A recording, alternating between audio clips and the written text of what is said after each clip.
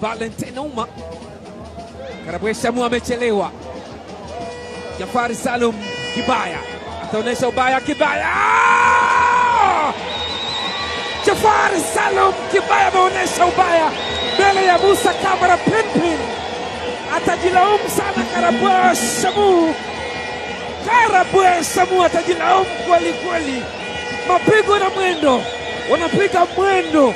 Jafari Salum Kibaya ni moja kati ya washambuliaji hatari kwa kweli. Mohamed Hussein ni macho amemtoka kishangaa. Tazama kosa. Valentin Ouma alipiga pass. Karabwe Shamu inspector akashindwa kuinspect mpira ule. Kacheza striking nzuri kwa mguu wake wa kushoto. Jafari Salum Kibaya, look at that. Mpira ukaenda kudunda pale. Spiderman Musa Kamara nani atakutana na mpira ule. Mohamed Hussein anaitoa. Mwamuzi anasema ni mkwaju wa penalti. Kefa Kayombo referee kutoka Mbeya anasema ni mkwaju wa penalti kwa Simba Sports Club.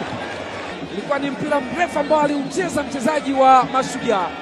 Simba akaurudisha ndani. Mwamuzi akasema Abdul Nasir, na hili ndio tukio lenyewe.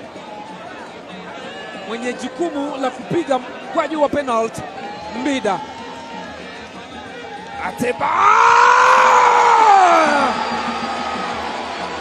Salma Wanyika, Simba Sports Club anazinduka kutoka usingizini kupitia kwa mkwaju wa penalti wa Lionel Christian Mbida Ateba. Jukwani ni shangwe. Ateba alipiga sasa stari, wow, boom boom, shakalaka shakalaka boom, ndani ya kamba. Goalkeeper amedrive lakini wapi.